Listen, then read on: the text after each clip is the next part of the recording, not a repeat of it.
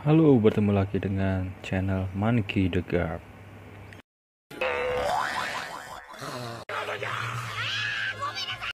Pada kali ini, Mimin akan membahas tentang teori konspirasi bahwa Bagi adalah orang yang berbahaya. Kita mengetahui bahwa Bagi adalah seorang yang penakut. Ketika terjadi perang, dia selalu menghindar. Tetapi Mimin mempunyai sebuah pandangan bahwa Bagi ini adalah sebenarnya orang yang berbahaya. Kenapa seperti demikian? Tentunya sebelum itu tolong like dan komentar di bawah ini. Alasan mengapa Mimin mengatakan Bagi adalah orang yang berbahaya. Yang pertama adalah saat Luffy berbincang dengan Rayleigh di Sabaody, kita mengetahui dari perbicaraan tersebut, Rayleigh mengatakan bahwa Shanks dan Bagi adalah orang yang mempunyai semangat seperti kapten mereka Goldie Roger. Shanks mendapatkan topi dari Goldie Roger karena melihat semangat Shanks ini. Dan kita mengetahui pada sekarang Shanks adalah seorang Yonko Kaisar di Grand Line. Hal ini sangat kontras dengan Bagi yang sekarang ini. Bagi adalah seorang yang sangat penakut. Dan kita mengetahui bounty-nya hanya 15 juta saja. Dan tentu kalau dari kita lihat kru daripada Roger, bounty 15 juta ini adalah bounty yang sangat kecil sekali.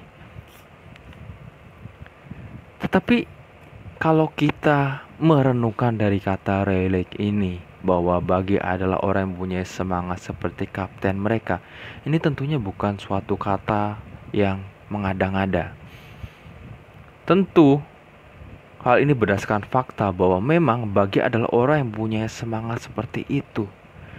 Dan menurut Mimin, tentu pada awalnya saya meyakini bahwa Bagi ini adalah seorang yang pemberani, mempunyai tekad yang kuat. Saat flashback Roger dan Whitebird, saat perkalian antara mereka ini, terlihat Bagi dan Shanks maju paling depan. Ini mengindikasikan bahwa Bagi bukan seorang yang takut. Bagi ini juga berani untuk berperang.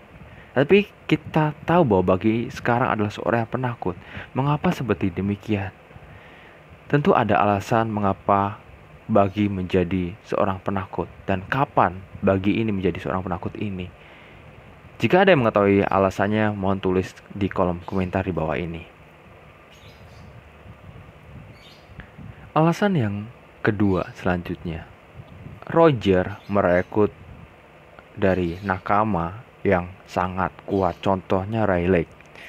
Dia adalah orang yang terkenal dengan Raja Kegelapan, dan bisa disebut bahwa dia adalah seorang legenda. Walaupun dia sangat tua, ketika terlihat di Sabaody, dia masih mampu menangani seorang Admiral Kizaru. Dan kita mengetahui bahwa dengan pertarungan dengan Admiral tersebut, tidak ada luka sedikit pun daripada Rayleigh ini. Begitu kuatnya daripada kru Roger ini. Dan ketika Roger mempunyai kru-kru yang sangat kuat, mengapa Roger merekrut daripada seorang anak kecil Bagi dan Shanks ini? Tentu Roger merekrut daripada nakamanya itu bukan suatu asal-asalan. Tentu Mimin melihat bahwa Bagi adalah seorang yang berpotensi menjadi seperti kapten Goldie Rogers. Alasan yang ketiga, Bagi bisa mendapatkan buah iblis. Maksudnya bagaimana? Nah, saya akan menjelaskannya. Jika di kru Shirohige yang mendapatkan pertama kalilah yang memiliki buah iblis tersebut, apakah peraturan seperti ini juga ada di semua bajak laut? Bisa jadi. Dan bagaimanakah mendapatkan buah iblis? Buah iblis bisa didapatkan karena mereka mungkin perang atau merebutnya dari bajak laut lain atau menemukannya di sebuah suatu tempat. Menurut admin, Bagi mendapatkannya saat bertempur dengan bajak laut lain dan mampu mendapatkannya. Tentu dengan bertempur dengan bajak laut di usia yang muda itu bukan suatu hal yang mudah untuk mengalahkan lawannya. Jika kita pikirkan, mana ada sih bajak laut yang berani bertempur dengan Roger jika itu adalah bajak laut yang lemah? Tentu yang melawan daripada Roger adalah bajak laut yang setara dengan dia. Dan pasti krunya juga sangat-sangat kuat. Tapi walaupun musuhnya kuat-kuat, Buggy bisa merebut daripada musuhnya tersebut. Itu bukan suatu hal yang prestasi yang biasa. Tapi menurut saya, Buggy memiliki kekuatan yang tidak bisa kita bayangkan untuk melawan musuhnya. Dan inilah alasan mengapa saya katakan Buggy adalah seorang yang berbahaya. Karena sebenarnya menurut admin, Buggy ini adalah seorang yang sangat kuat, bisa mengalahkan musuhnya di usia yang dini dan juga mengalahkan musuh-musuh yang kuat dan merebut buah iblis tersebut. Bagaimana? Sudah yakin bahwa Buggy adalah orang yang berbahaya? Admin masih mempunyai alasan lainnya, yaitu Buggy adalah orang yang mengetahui seluk-beluk dari Grand Line. Tentu bukan hanya mengetahui tentang Grand Line saja, Buggy juga bisa berpergian di Grand Line tanpa kendala seperti seorang Rocky. Contohnya, saat kru Raja Bajak Laut Roger dibubarkan, itu bukan di lautan yang lemah seperti Es Blue, tetapi di suatu tempat di New World tepatnya. Dan bagi saat Roger akan dieksekusi sudah di kota Lockton, daerah Es Blue. Tetapi suatu ketika saat Buggy dihajar oleh Luffy, Buggy mulai dendam terhadap Luffy dan mulai mengejarnya sampai ke Grand Line. Suatu ketika Buggy sampai ke Pulau Jaya. Tetapi saat di Pulau Jaya bukannya mengejar topi jerami, malahan dia mencari harta karun. Dan di Pulau Jaya inilah Buggy nantinya akan ditangkap oleh Marine. Dan contoh lainnya saat Buggy di Grand Line adalah ketika dia menjadi seorang Shichibukai.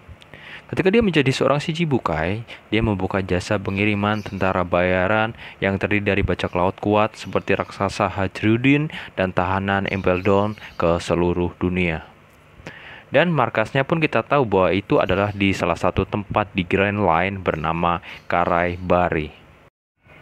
Grand Line adalah suatu lautan yang sulit untuk ditaklukkan. Lautan yang mempunyai cuaca yang berubah-ubah.